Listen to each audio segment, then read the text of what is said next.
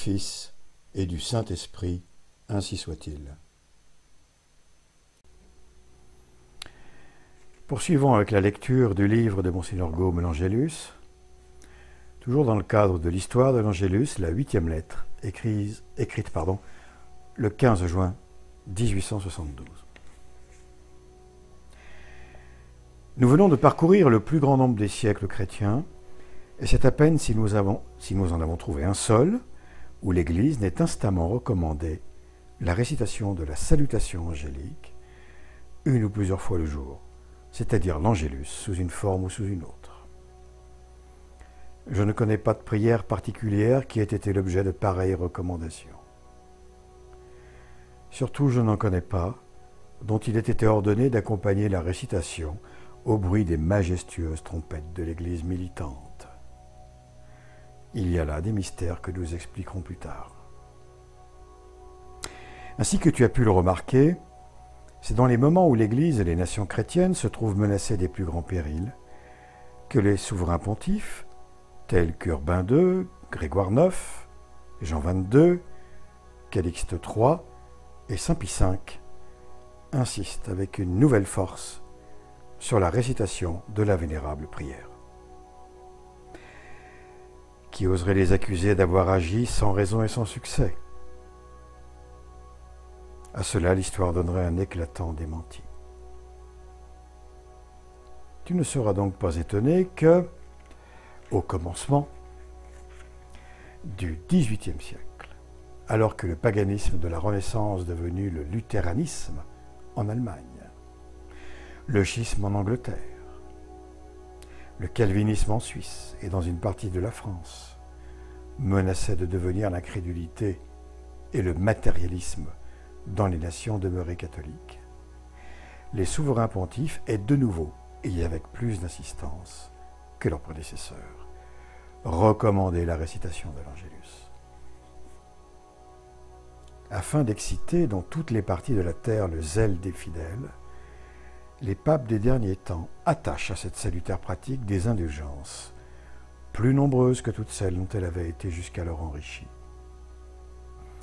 Écoutons avec respect la parole la plus intelligente et la plus solennelle qui retentisse sous le ciel, la parole des vicaires du Fils de Dieu. Le 14 septembre 1724, le pape Benoît XIII, de sainte mémoire, publiait le Bref universel et perpétuel, dont voici la teneur. Ouvrez les guillemets.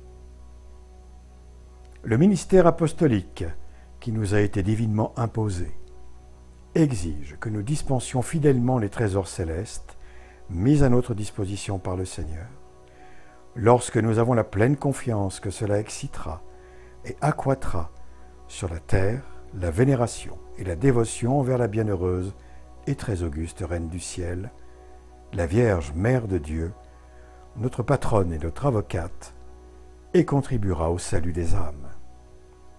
C'est pourquoi, nous appuyant sur la miséricorde de Dieu Tout-Puissant et sur l'autorité des bienheureux apôtres Pierre et Paul, nous accordons miséricordieusement dans le Seigneur à tous et à chacun des fidèles vraiment pénitents, confessés et excommuniés, qui, le matin ou à midi ou le soir, au son de la cloche, réciteront à genoux et dévotement l'Angélus Domini avec 3 Ave Maria, et qui répandront devant Dieu de pieuses prières pour la concorde entre les princes chrétiens, l'extirpation des hérésies et l'exaltation de la Sainte Mère l'Église, une indulgence plénière une fois le mois, le jour que chacun sera libre de choisir, afin que l'indulgence ait la rémission de tous leurs péchés. Quant aux autres jours de l'année, aux mêmes fidèles vraiment contrits, chaque fois qu'ils réciteront l'Angélus, nous accordons 100 jours d'indulgence dans la forme accoutumée de l'Église. Les présentes valables à perpétuité, données à Rome chez Sainte Marie Majeure, sous l'anneau du pécheur, le 14 septembre 1724, la première année de notre pontificat. Fermez les guillemets.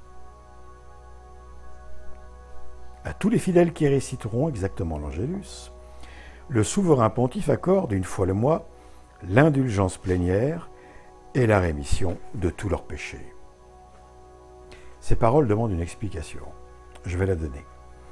Non pour toi, cher ami, qui la connais d'avance, mais pour certains bacheliers, touristes en Italie ou rédacteurs de journaux, beaucoup plus forts sur l'ignorance que sur la science théologique.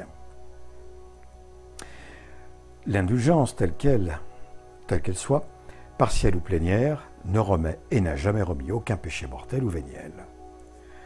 L'indulgence est simplement la remise totale ou partielle de la peine temporelle due au péché et accordée hors du sacrement de pénitence. Dans le langage des bulles, brefs et autres écrits apostoliques, rémission de tous les péchés signifie seulement la remise de toutes les peines temporelles dues au péché. Loin de favoriser le relâchement, comme le disent les protestants et les impies, cette remise, par les dispositions qu'elle exige et les avantages qu'elle procure, est au contraire éminemment propre à exciter la ferveur et à encourager l'espérance. Pour gagner une fois le mois l'indulgence plénière attachée à la récitation habituelle de l'Angélus, il ne suffit pas, tu le sais, de réciter ce jour-là l'Angélus et d'avoir reçu les sacrements de pénitence et d'Eucharistie. Il faut de plus, comme le demande le souverain pontife, prier pour les besoins de l'Église et du monde. Rien n'est plus moral. Au reste, on peut réciter à cette intention telle prière que l'on veut. Ordinairement, 5 Pater et 5 Ave. J'oubliais de faire connaître une nouvelle indulgence attachée à la récitation de l'Angélus par le souverain pontife Léon XII. À mesure qu'avec les siècles, les dangers de l'Église et du monde deviennent plus redoutables, les pères de la société chrétienne encouragent, par de nouvelles faveurs, les enfants de Dieu à réciter l'Angélus. Ainsi, Léon XII accorde à tous ceux qui portent sur eux ou tiennent près d'eux des chapelets, des crucifix, des médailles bénies par le souverain pontife ou par ceux qui en ont le pouvoir, 100 jours d'indulgence. Chaque fois qu'aux heures voulues, il récite l'Angélus, sans préjudice des autres indulgences attachées à cette récitation par les précédents pontifes. Telles sont les faveurs spirituelles dont les vicaires de Jésus-Christ ont enrichi la vénérable prière de l'Angélus. Si l'on a sur soi ou près de soi un chapelet, une médaille ou un crucifix béni par qui de droit, 200 jours d'indulgence chaque fois qu'on la récite, ce qui donne 600 jours dans la journée et 57 600 jours dans un an. Qu'elle soit dite dans les dispositions convenables par 150 millions de catholiques et calcule la somme joyeusement effrayante de grâces obtenues de la miséricorde divine pour les chères âmes des trépassés et pour les pauvres habitants de la terre. Tout cela est beaucoup, mais peu en comparaison de l'indulgence plénière accordée une fois le mois. Si nous connaissions le prix d'une indulgence plénière, nous irions au bout du monde pour la gagner. Et nous ne ferions rien de trop. Quel malheur pour lui et pour nous que le monde actuel n'ait plus la foi. Je rappelle que Monseigneur Gaume parle ici en l'année 1872. Que dire aujourd'hui? Poursuivons. Comme il faut de toute nécessité que le péché même véniel soit puni après la mort par les flammes du purgatoire ou dans cette vie par les maladies, les fléaux, les revers et 1000 autres genres de souffrances. N'est-ce pas être stupidement ennemi de soi-même que de s'adonner de gaieté de cœur à des peines inouïes auxquelles on pourrait facilement se soustraire, en tout ou en partie, par le moyen des indulgences? Que les pères des sociétés chrétiennes, les souverains pontifes, sont bien plus intelligents que nous. Toujours préoccupés de nos intérêts, ils n'ont cessé de multiplier les moyens de gagner des indulgences, afin d'assurer au monde le bonheur même temporel dont ils se montrent si jaloux. Et le monde a des yeux, et il ne voit pas, des oreilles, et il n'entend pas, une raison et il ne comprend pas. Ah, si on lui offrait le moyen de gagner de l'argent. Prions pour lui, mon cher. Prions aussi pour tant de catholiques, dont la foi aux indulgences laisse beaucoup à désirer. Prions enfin pour nous-mêmes, afin de conserver dans toutes ces vigoureuses activités cette foi qui fut la gloire et le bonheur de nos ancêtres.